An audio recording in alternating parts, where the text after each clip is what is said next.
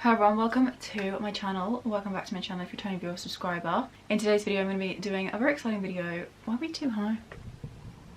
Is that better? Does that make any difference? Really exciting video because I'm going to be talking you through every single book that I would love to get to across the autumn season or fall, depending on where you live in the world, what you want to call it. This is extremely overambitious, but it's essentially like a TBR for September, October and November. I'm counting that as like the season, so ideally I want to have read all these books by the very last day of November, but whether that will happen is completely, I'm just gonna say out of my control, but it kind of is in my control. But I also think it's a little bit out of it because I don't think I actually have the like ability to read this many books. But we've got 12 books to mention, which doesn't seem that many. Well, I think there's 12, maybe there's 13. Actually, let's count. 1, 2, 3, 4, 5, 6, 7, 8, 9, 10, 11, 12, 13. 13 books. Spooky number for a spooky season. 13 is also my favourite number, so. I will be mixing in other books throughout the months, just kind of like based on mood reading, but these are the books that like A,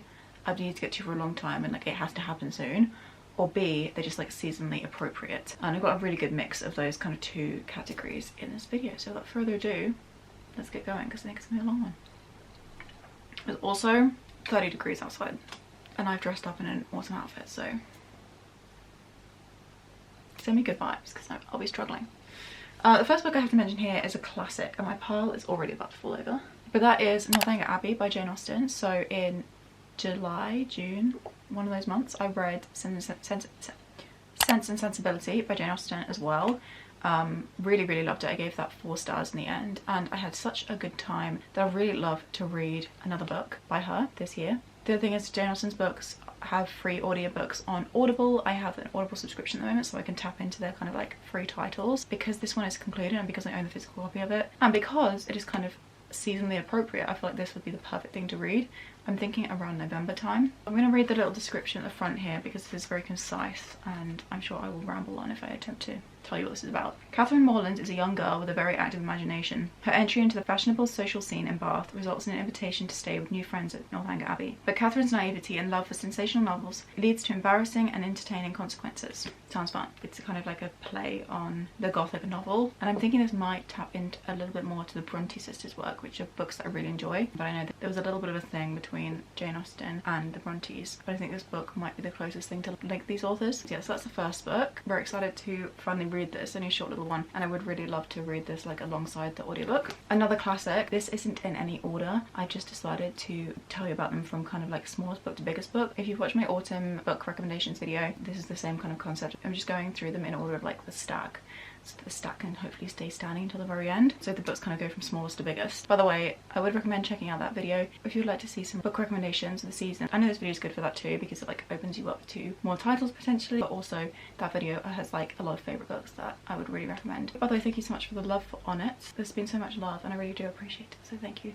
Thank you again. Okay, next up we have Nadja by Breton. Not really a seasonally appropriate book, but I've had this on my TBR since last August. I bought this in Paris when I was over there. I've wanted to read it ever since, and this is also on my overall like 2023 TBR, like yearly TBR, and I really feel like I need to start kind of looking over that list and seeing what I have got to on there and what I haven't, and this is one of the ones that I haven't. This book is a piece of classic surrealist fiction set in 1928, and it's meant to be very confusing. The page layouts are kind of strange.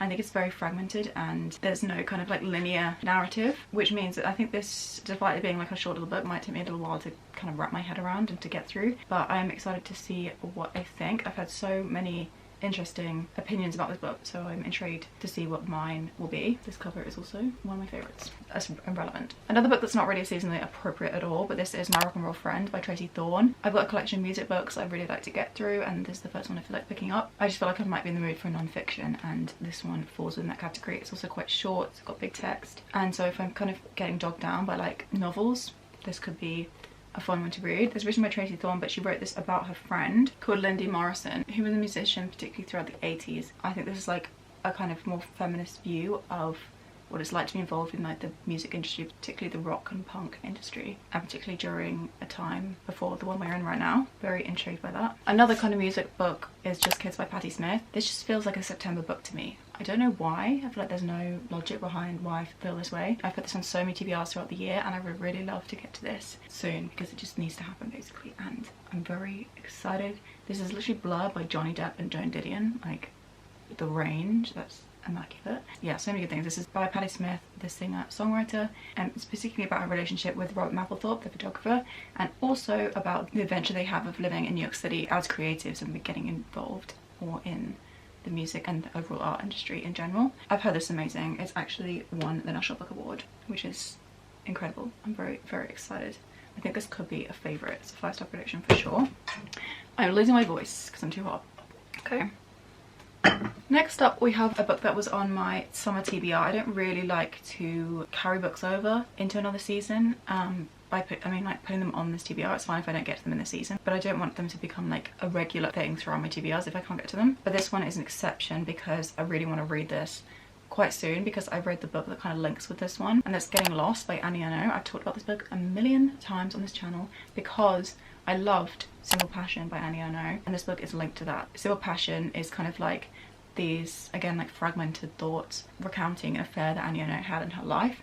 Getting Lost is the actual diaries that follows through those years of, or a year and a half of the affair. So the books are very linked, and I read Simple Passion I think in April, so this one has to happen soon, which is why it's on this TBR. I didn't manage to get to it in summer. I did actually get to a lot of the books that I mentioned on my summer TBR video. I think I only missed 2 of them, which is very good going, and one of them I've decided I want to read next year, but this one needs to happen soon. And again, it's non-fiction that might break up what I'm about to show you because there's a lot of fiction about to come. The Devouring Grey is a book I literally know nothing about. This is by Lynn Herman. The only thing I know is that it has similar vibes to Stranger Things, which is a show I didn't even enjoy. Like, I watched a few episodes and I was not a fan, so I just didn't bother continuing. But I picked this up because A, sprayed edges, like stunning, and B, this is the main reason, is because it's signed by the author. It's also personalised to Justine.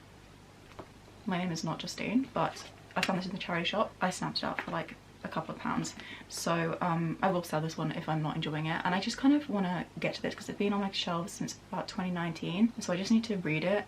And even if I end up DNFing it, I can unhaul it and clear up space for more books on my shelves, because my shelves are overflowing, if you can't tell from this display behind me. Let's read the back maybe. On the edge of a town, a beast haunts the woods. Trapped in the grey, its bonds loosening. Uprooted from the city, Violet Saunders doesn't have much of a hope of fitting in her new school, a town almost buried woodlands of rural New York. The fact that she's descended from one of the town's founders doesn't help much either. Her new neighbours treat her with distant respect and something very like fear. When she meets Justin, May, Isaac and Harper, all children of founder families, and sees the otherworldly destruction they can wreak, she starts to wonder if the townsfolk are right to be afraid. When bodies start appearing in the woods, the locals become downright hostile. Can the teenagers solve the mystery of 4 paths and their own path in it before another calamity strikes? It does feel very Stranger Things. It's YA. I should get through it quite quickly. We'll see what I think. I'll definitely give you my thoughts on this one, because right now I have no idea what I'm gonna think about that. We start into the dark academia reads. So I have If We Were Villains by Mel Rio. This is kind of along the lines of Secret History, if you've heard of that one, following a boy who, I think at the beginning of the story he's in jail, and then he tells you why he's in jail, why he's in jail. And it involves murder. You're kind of trying to figure out as he goes back in time whether he did the murder or not. He's a young actor at elite conservatory, and they all perform Shakespeare plays. This book has tons of Shakespeare references. I have studied my fair share of Shakespeare plays. I don't know about all of them, but I'm excited to kind of like dissect this book and see all the references. I'm going to try and keep track of them as much as I can. I really enjoyed the Secret History. I gave it 4 stars, and I'm hoping this book could be a 5-star. I might prefer it more because I feel like you're either an If We're Villains girly or you're a Secret History girly. Yeah, there's a dead bird on the cover, which is not so nice, but the rest of this book is very pretty. That's that. This has been on my TBR since last year as well, so would love to read it this year. Twisted Games is a book that I just need to get to because I read the first book in January of this year actually, so I'm very much due to read the sequel. This is a book that I'm going to be buttering with my bestie. It's an adult romance book. We're following a princess and it's like a bodyguard romance. First book follows a different couple, but this couple are in the first book as well. The princess is the best friend of the first book's main character. What was I even talking about? I hate how my brain just blanks. And from what I saw in the first book, out of all the friends that the main character had, Bridget, the princess, kind of was the one that most interested me, and this is her book, so I am excited to get to this. I gave the first book about 2 stars, 2.5 stars. It wasn't great. Writing wasn't great, plot wasn't great. I mean, it was crazy. And the romance was really toxic, but I have better hopes for this one. I think out of the whole series, this is the one that I might enjoy the most. Definitely going to happen in September, fingers crossed, as long as my friend is like willing to buddy read. Yeah, that's Twisted Games. Bit of a different vibe from the rest of the stack. Either Or by Elif Batuman. This is so exciting. I don't know how I put this book off for so long. This is the sequel to my favourite ever book, The Idiot.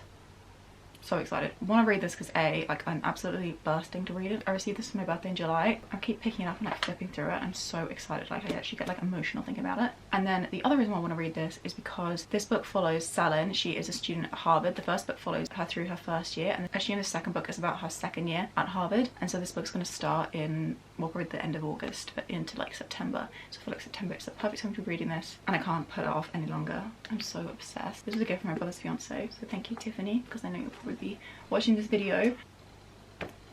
You know, I'm just thrilled. I'm going to probably be in a book hangover when I finish this. I'm so excited. First book was like a 6-star read for me. I don't stop going on about it. And I actually mentioned it in my autumn book recs video. Makes sense when I'm picking up this one up now. A couple more books to get through. We have Ricochet by Krista and Becca Ritchie, second book in the Addicted series. Again, this is a series that I just need to hurry up and continue. I read the first book many months ago, and so it's about time I read this one. I'm filming individual one book focused reading vlogs for this whole series, so I'm going to film the experience of reading this book. It will be spoiler free for this book, but it will obviously contain spoilers for the first book. Really short little book.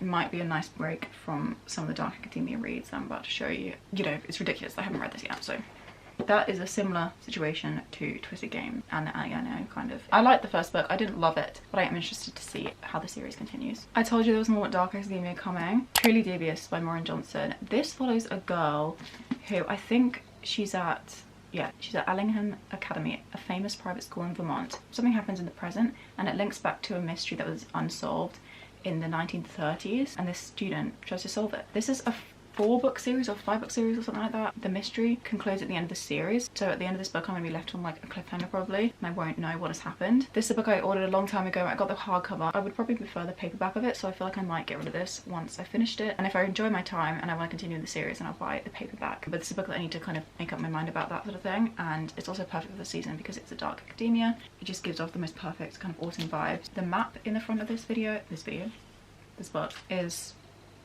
absolutely immaculate. Look at this.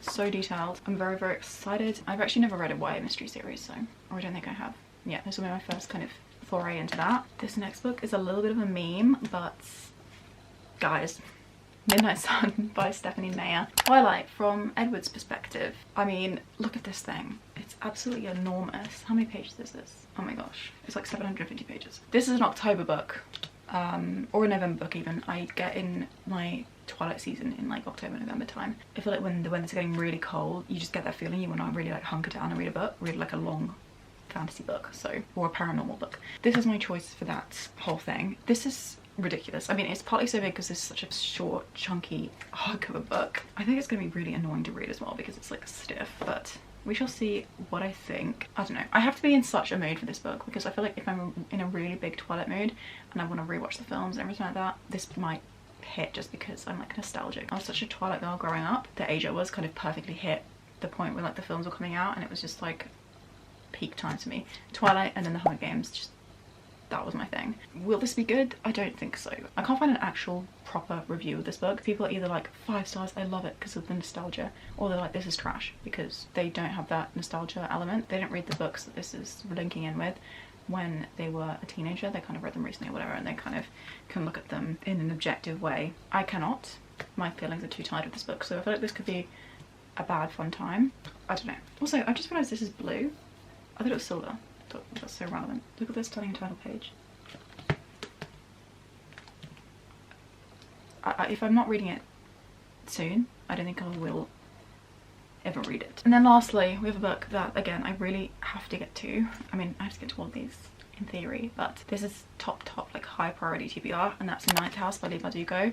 The sequel for this book came out last year and it's still printed in hardcover but they're going to switch over to the paperback and the hardcover will go out of print. So if I'd like to continue this series and I want that matching edition, then I need to hurry up and read this, decide whether I want to, so I can buy the hardcover of the second book before it goes out of print. Ninth House is a dark academia book that actually has magic involved, so it's a fantasy as well. It's like an urban fantasy. This is the Austen's exclusive edition, which means I bought it in 2019 and I still haven't read it. This is another book that I'm going to buddy read with the same person I'm going to be buddy reading Twisted Games with, so we're going to really get our buddy read on and smash through some books. This book follows Alex Stern. She is a freshman at Yale. The reason why she's admitted to the college is because she has this ability to see greys, I think, which are essentially like ghosts. Yale want her so that she can monitor the secret societies on the campus and their kind of paranormal activity. Really interesting concept. I've heard kind of mixed things about this first book, but from the people who've enjoyed it, I feel like they've really enjoyed it. So I'm hoping I'll be one of those people too. We've got a great map of Yale in the front. We love a map in a fantasy book or in a book in general. But yeah, that's Ninth House. I want to make up my mind about whether it's something I want to have on my shelves, because I'm sure that there'd be other people who'd really love this Austen's exclusive edition. I'm just keeping it from them if it's something I'm not going to be enjoying myself. That's the last book in this video. Thank you so much for watching. Thank you so much for being here. I had the most fun running through all these books that I would love to read. They're all books I'm really excited about. There's not really one of these that I'm, you know, forcing myself to read. I do want to pick all of these books up. If you enjoyed the video, please make sure to give it a thumbs up, because that's how I can tell that you did. And I'll see you in a couple of days with a really exciting video. It's a vlog and I've been working really hard on it, so I'm excited to post it. But for now, have a lovely rest of your day, have a lovely rest of your week till I see you next. And yeah, I'm gonna leave you now. Happy reading, happy autumn. Welcome to the autumn season. I'm gonna take this top off and go and put on a t-shirt because it may be autumn, but it's the middle of summer out there. Thank you so much for watching. Bye bye.